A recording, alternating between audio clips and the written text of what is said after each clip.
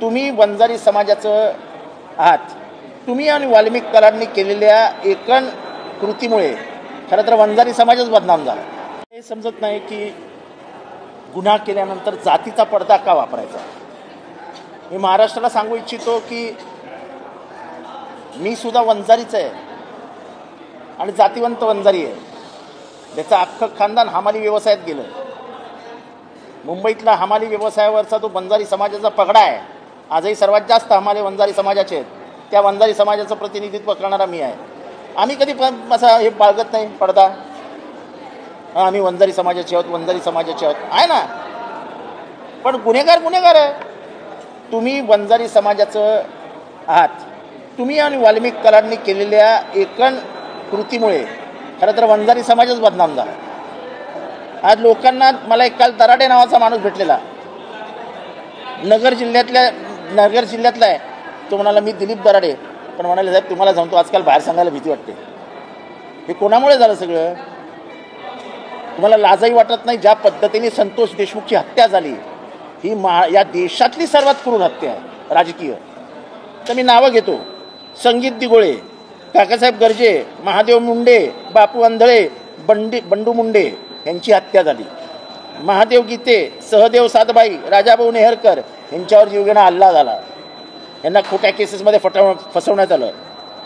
शिवराज बांगर, बबन गीते, रामकृष्ण बांगर, प्रकाश मुंडे, राजाभाऊ फड हे सगळे जिवंत माणसं आहेत आणि ह्यांना या वाल्मिक कराड आणि धनंजय मुंडे गँगनी छळलंय. हे वंजारी नाहीत का. मग वंजाऱ्यांना मारायला वंजारीच आरोपी आहेत ना. तुम्ही तुमच्या पैशाच्या जोरावरती गँग तयार केली. रात्रीची व्यसनं लावली लोकांना. पैसे द्यायचे, रात्रभर त्यांना बिची ठेवायचं, दुसऱ्या दिवशी गुन्ह्यासाठी वापरायचं, जामिनावर सोडवायचं आणि मग गुलाम करून मागे फिरवायचं. ही जुनी प्रथा आहे प्रस्थापित राजकारण्यांची. हे प्रस्थापित राजकारणी गावामध्ये गुंडगिरी करण्यासाठी गुंड पाळतात. हे कोण आहेत हे गुंड. पण दुर्दैवाने हे सगळे वंजारी समाजाचे आहेत. म्हणजे वंजारी समाजाच्या तरुणांना गैरमार्गावर नेण्याचं काम परळी आणि बीडमध्ये कोणी केलं. वाल्मिक कराड आणि धनंजय मुंडेने केलं. आणि मग तरी तुम्ही जातीचा पडदा ठेवता समोर. काय जातीतले लोक मूर्ख आहेत का. शंकर बांगर, रामकृष्ण बांगर यांच्या पत्नीवरती गुन्हा घातला. त्या रामकृष्ण बांगर यांची पत्नी 70 वर्षाची आहे. त्या 70 वर्षाच्या म्हातारीने म्हणे एका पोराला पायावरती गोळी मारली. 70 वर्षाच्या म्हातारीला तो रिव्हॉल्वर असं होतं, खटका उडतो. जमेल तरी का पायावर निशाणी धरून गोळी मारायला. आणि पोलिसांनी छळलं तिला. ती 6 महिने 8 महिने बिचारी दारोदार फिरत होती. आता हे प्रकरण झाल्यानंतर पोलिसांनी लिहून दिलं की हा गुन्हा खोटा आहे. पोलिसांनी लिहून दिला हा गुन्हा खोटा आहे. आता काय करायचं. कारण का पोलीस फक्त धनंजय मुंडे आणि वाल्मिक कराडचं ऐकतात, दुसरं कोणाचं ऐकतच नाही. अजूनही तिथले इन्स्पेक्टर्स बदलले जात नाहीत. खेडकर नावाचा इन्स्पेक्टर आहे. माझ्या केसमध्ये घोटाळा केला आहे त्यांनी. माझी एक चुकीची पोस्ट राष्ट्रवादीच्या एका कार्यकर्त्यांनी टाकली. त्याची मी स्वतः कंप्लेंट करायला गेलो. त्या हुशार माणसाने मला पाठवून दिलं आणि त्या कंप्लेंटमध्ये खोडाखोड करून दुसऱ्याच्या नावावर घेतली. असे तर इन्स्पेक्टर आहेत. मी नाव घेतो ना, खेडकर नावाचा इन्स्पेक्टर आहे. मी स्वतः पोलीस स्टेशनला गेलो होतो. तेव्हा शासकीय यंत्रणा पोखरलेली आहे आणि ती पोखरली फक्त धनंजय मुंडेनी आहे.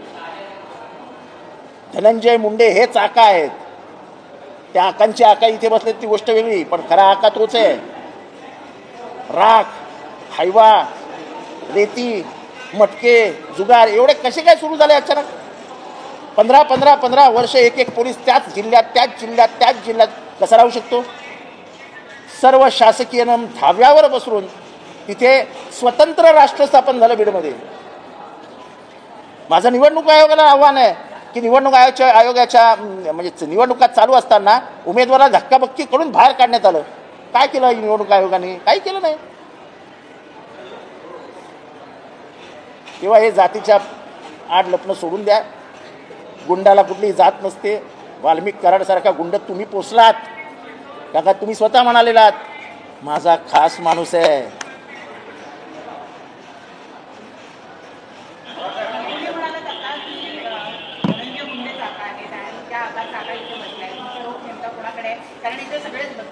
सगळेच आका आहेत ना इथे बसणारा प्रत्येक आकाच आहे ना. अरे इथे सगळेच आका आहेत. आका आणि काका इथेच बसतात सगळे. काही फायदा होणार नाही, काही फायदा होणार नाही. तुम्ही कागदपत्र द्या, तुम्ही पुरावे द्या. अगदी वरनं येऊन त्या किशोर फड, काकासाहेब गर्जे यांनी वरनं येऊन जरी पोलिसांना सांगितलं की आम्हाला मारण्यात यांचा हात होता, काही होणार नाही.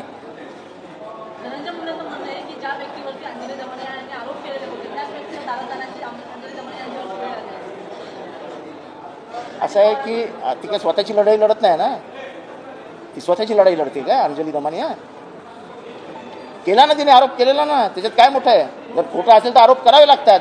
पण आज त्या आरोप करणाऱ्या माणसाच्या हातात सगळं राजीनाम्याचे असतील तर तिचा मोठेपणा आहे की म्हणजे तिने बिचारी नाही म्हणणार, ती फार हे आहे, कमीपणा घेऊन महाराष्ट्राच्या हक्कासाठी न्यायासाठी ती त्या दारात गेली.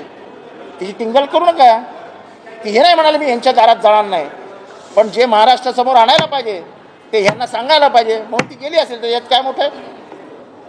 तिच्या मनाचा मोठेपणा मानायला पाहिजे.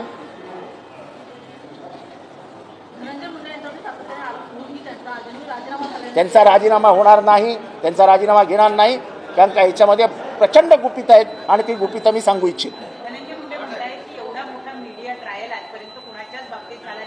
असं ते असा मीडिया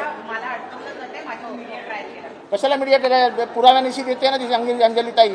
तुम्ही स्वतः म्हणाले वाल्मिक कराड माझा खास माणूस आहे, सगळ्या कंपन्यांमध्ये तो तुमचा पार्टनर आहे, त्या कंपन्यातले ट्रान्झॅक्शन संशयास्पद आहेत.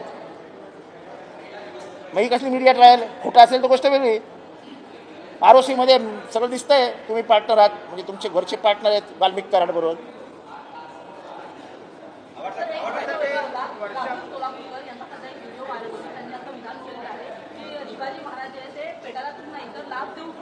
अतिशय नालायक माणूस आहे हा राहुल सोलापूरकर, अक्कल शून्य आहे.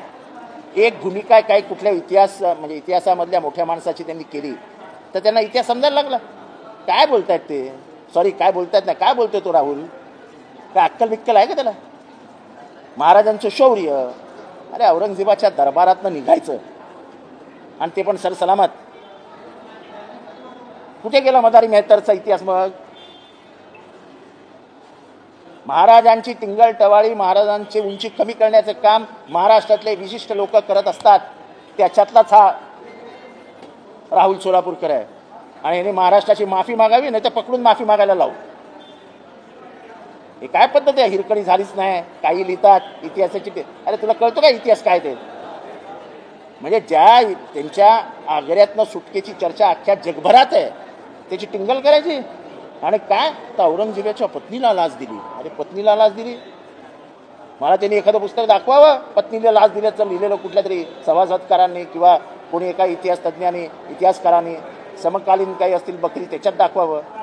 व तोंडाला येईल ते बरोबर नाही यार, महाराज आहेत ते.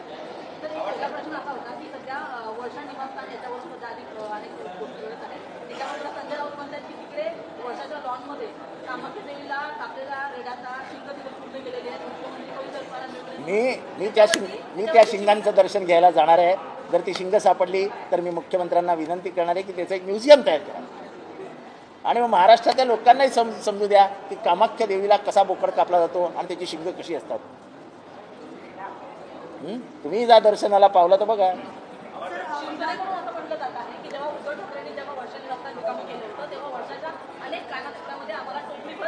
ते लिंब कुठे आहेत? ते लिंब विकले का लिंब आहेत? तर ते दिसले पाहिजेत ना लिंब.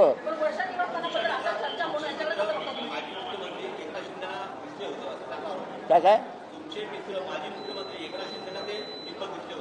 दिसले होते? मग दाखवले नाहीत त्यांनी का लिंबू सरबत केलं त्याचं?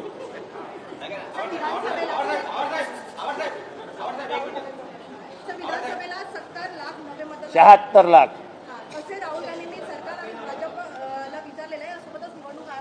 सरकारला हा प्रश्न नाही, सरकारचा याच्यात कधी संबंध नसतो. सरकार निष्कारण ह्याच्यामध्ये पडतं. सरकार म्हणजे निवडणूक आयोगाची हे नाही आहे, काय म्हणतात त्याला, पत्रकारांना संबोधित करणारं काय प्रसिद्धी प्रमुख नाही आहे. निवडणूक आयोगाने निवडणूक आयोगाचं काम करावं आणि सरकारने सरकारचं काम करावं. या दोन सेपरेट इन्स्टिट्यूशन्स आहेत. निष्कारण सरकारने मध्ये पडून नाही ते असं वोटिंग झालं तसं वोटिंग झालं, इतके वाजता इतकं झालं, तुमचं काम नाही, ते निवडणूक आयोगाचं काम आहे. आणि 76 लाख सर्वात महत्त्वाचा मुद्दा जो राहुल गांधींनी पुढे आणलाय तो हा आहे, 5 वर्षात जेवढी मतं रजिस्टर झाली नाहीत तेवढी 5 महिन्यात झाली. ही निवडणूक आयोगाची क्षमता आहे की अकार्यक्षमता आहे? कार्यक्षम असलेला निवडणूक आयोग कार्यक्षम होतं आणि 5 महिन्यात 5 वर्षाचा बॅकलॉग भरून काढतोय. कसं शक्य आहे? एवढे फॉर्म्स आले कुठनं? एवढे फॉर्म भरले कोणी? हे मानवी हाताला शक्य नाही. ते कसं काय तुम्ही करून दाखवता? हे 76 लाख वगैरे सगळं बोगस होतं. माझ्या मतदारसंघामध्ये एका एरियामध्ये 17,000 वोटर आहेत. 17,000 वोटर एका चाळीच्या नावावर. रशीद कंपाऊंड नावाची चाळ आहे आणि हा नाव रशीद कंपाऊंड, ते नाव रशीद कंपाऊंड, हे नाव रशीद कंपाऊंड. शोधायचं कुठे? तो आहे कोण? काय आता नाही ना, पत्ता नाही. राहुल गांधींनी पण काल तेच सांगितलं की शिर्डीमधल्या एका चाळीमध्ये 5,000 नावं एका बिल्डिंगमध्ये. असं प्रत्येक जिल्ह्यात झालंय आणि खास करून बीजेपीचे जे मतदारसंघ आहेत तिथे तर झालंच झालंय. हे सगळ्याच यंत्रणा जर हाताशी घेऊन ते करणार असतील तरी महाराष्ट्राच्या माहितीसाठी तुम्ही लक्षात घ्या की निवडणूक आयोग हे 3 माणसांचं होतं. मुख्य प्रधानमंत्री, विरोधी पक्षनेते आणि सर्वोच्च न्यायालयाचे सरन्यायाधीश. केंद्र सरकारने त्याच्यात बदल केला आणि मुख्य न्यायाधीशांना बाहेर काढलं. मुख्य न्यायाधीश काय बेजबाबदार माणूस आहे का बाहेर काढायला? भारतातली सर्वात महत्त्वाची पोझिशन कुठली असेल राष्ट्रपतीनंतर, पंतप्रधानानंतर, तर मुख्य न्यायाधीश, सर्वोच्च न्यायालय. त्याला तुम्ही बाहेर काढून टाकता कशासाठी? कारण का तुम्हाला त्याच्यावर मोनोपॉली हवी होती appointment of members of election commission. त्याच्यासाठी निवडणुका डिले केल्या. आता सर्वोच्च न्यायालयाने सांगितलं तुम्ही हे कसं केलं हे आम्हाला सांगा. हा महत्त्वपूर्ण आहे. सर्वोच्च न्यायालयाच्या न्यायाधीशाला निवडणूक आयोगाच्या नेमणुकांची जी पद्धत आहे, जी समिती आहे, त्याच्यातनं बाहेर काढून फेकणं हे योग्य होतं का? हा प्रश्न विचारला पाहिजे. आज त्या समितीमध्ये अमित शहा, नरेंद्र मोदी आणि राहुल गांधी आहेत. काय टिकावं लागणार? 2:1 संपला केस. वादच नाही. त्यांनी म्हणजे अधीर रंजन चौधरी जे याच्या आधी होते ते जायचंच नाही मिटिंगला. जाण्यात काय फायदा आहे? मग हे कोणते राजीव, खाजीव, ताजीव यांना आणून बसवणार आपल्या चमच्यांना आणि चालवणार election commission. Election commission transparent असलं पाहिजे. हे तर काळा पडदा घालून बसलेले आहेत. आणि असं जर इलेक्शन कमिशन चालवलं तर या देशामधल्या लोकशाही यंत्रणेचा, संसदीय लोकशाहीचे 12 वाजलेले असतील. निवडणुकांना काही अर्थ उरणार नाही.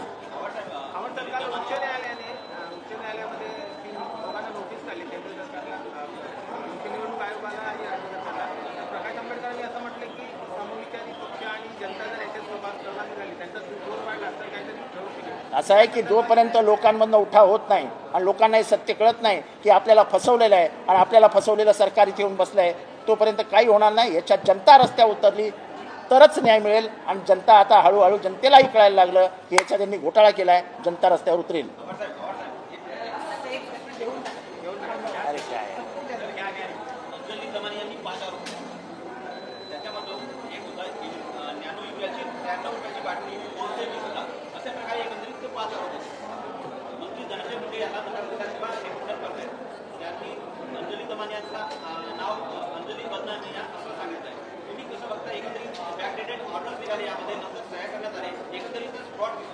असं आहे, सगळं देऊन सुद्धा जर मुख्यमंत्री आणि उपमुख्यमंत्र्यांचे डोळे उघडणार नसतील तर महाराष्ट्राच्या जनतेचा तिसरा डोळा उघडेल आज ना उद्या. तुम्ही जनतेला फार गृहीत धरू शकत नाही. तुम्ही मर्डरही करणार, तुम्ही भ्रष्टाचारही करणार, तुम्ही वाल्मिक कराडसारखा गुंडही हातेशारी बाळगणार, अख्ख्या बीडमध्ये दहशती करणार आणि तरी इथे येऊन सांगणार मी जातीचा आहे ना, वंजारी आहे ना, म्हणून माझ्यावर अन्याय होतो. कुठल्या वंजाऱ्यावर अन्याय झालेला नाही. कुठल्याही वंजाऱ्यावर कधी अन्याय झालेला नाही. आपलेच समाज बांधव होते वसंतराव नाईक.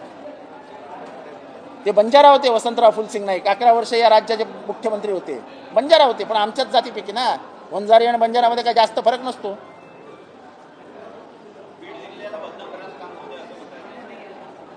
बदनाम कोण करतंय? वाल्मिक कराड का बोलणारी लोक? वाल्मिक कराड म्हणजे काय बीड जिल्ह्याचं भूषण आहे की काय? बीड जिल्ह्याचे भूषण वाल्मिक कराड. त्यांना द्या महाराष्ट्र भूषणाचा पुरस्कार. रेकमेंड करा म्हणा धनंजय मुंडेंना की वाल्मिक कराड यांना महाराष्ट्र भूषण जाहीर करा म्हणून.